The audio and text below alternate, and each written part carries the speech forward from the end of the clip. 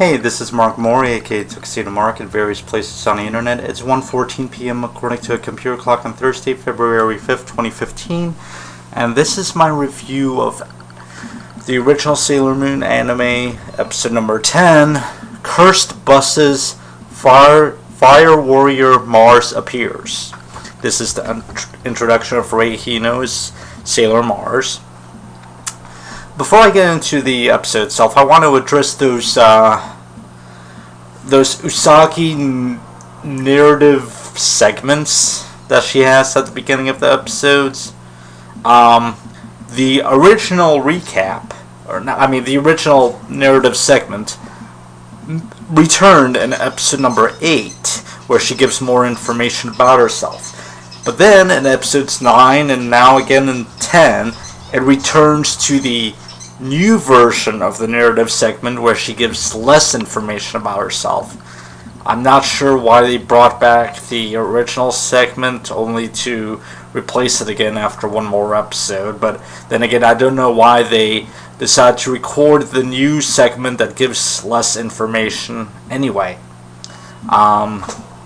Okay, about this episode. First of all, it seems Ami is at different cram school now. I guess the one that she had been attending was run by the bad guys. So now, because Usagi expresses surprise that Ami has to take a bus there, whereas Usagi had walked to Ami's previous cram school. Anyway, Naru shows up and she's got some friend with her that I don't know if I've ever seen before. It's just a random friend. I don't even know if she has a name. Okay. Jadeite works at the shrine because Queen Beryl's giving him another chance, and he has to gather energy and kill the two Sailor Guardians. But so he's working at the shrine. Luna seems to have a moment of recognition where she's like, "Hey, that guy seems familiar." But Usagi doesn't because she's unconscious at the time, so yeah, convenient. Luna leaves a pen for Rei to find at the shrine, but when did she take the time to make it? I mean, when we saw Usagi and Luna approach the shrine, it didn't seem like Luna was holding the pen, and we didn't see her do her somersault thing at any time. Maybe when Usagi and Rei were talking, maybe she did it off screen. I don't know. I like when Rei is praying by the fire. You can see the sweat beads on her forehead and all over her face. She's like in really fervent prayer, and it's that's dedication. She's a very spiritual person. Usagi using the sky spin and turn into a flight attendant is funny. But I would like to point out that Usagi does some kind of emotional whiplash thing twice in this episode. Where it's like, no, I don't want to do it. Okay, I'll do it. She does that like twice, and the second time was when she decides she doesn't want to get on a bus, but then she's like, I really don't want to do this, but I'll do it. That's really amusing. Usagi says the Yuma fell for her trick when the Yuma catches her tiara, and then it expands and encircles the Yuma and squeezes down on it. How did Usagi know how to do that? I don't think that's ever been done before. How'd she know that would happen? Anyway, why did Luna leave Rei finding the pen and taking it with her to chance when they're in the void or wherever they are? Luna says, "Get the pen out that you picked up earlier." How did Luna know that Rei even picked it up? They left before Rei picked up the pen, and how did she know Rei would put in her robe and take it with her? How did she know she would show up at the void? Why did she leave all of this to chance?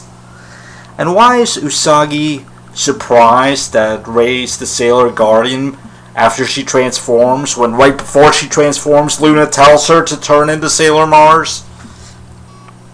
And why did Usagi question Luna leaving the pen? I mean, she should know Ami has a pen, so she should be able to figure out that Luna suspects Rei is another Sailor Guardian. Why is Usagi surprised? Why is she questioning this? It's interesting that Ami keeps the portal open by praying. She's holding her pen and she's praying, and that keeps the portal open. That's different from whatever she did in Crystal and in the manga, but it's weird to see Ami using the power of prayer. That seems more like a Rei thing, but it's still pretty nice. How did Tuxedo Mask know where to find them? And how was he able to rope the buses to each other and pull them out of the void? That, seriously, there's no explanation for that. It's just, he's there, it's like, hey, you girls want a ride? And the bus is already roped up. How do you do this? So what do I think about Rei? I really like her. She's one of my favorite Sailor Senshi. She's awesome. I really like the job that Cristina Valenzuela, also known as Christina V, is doing with the role. She's a really good Rei. It's interesting that back on June 18, 2009, on her YouTube channel, this is way before the Viz dub was announced, obviously, she had recorded an English version of Moonlight Densetsu, where she's basically just singing the translated lyrics. But she does a good job, and it's not the full song, it's just whatever fits in the show itself. The TV size version. And she even says Moon Prism Power Makeup right before she starts singing. So that's awesome. Think about it. We've got Sailor Mars singing Moonlight Densetsu in English. She's also sung Moon Revenge in English, but I haven't listened to that yet. But it's awesome. She's a Sailor Moon fan, and 5 years after she did this, she got a role on Sailor Moon. That's so awesome. I'm happy for her. Anyway, overall, this is a great episode, and it's important. Watch it. And that's it. It's 1:21 p.m., and thanks for watching.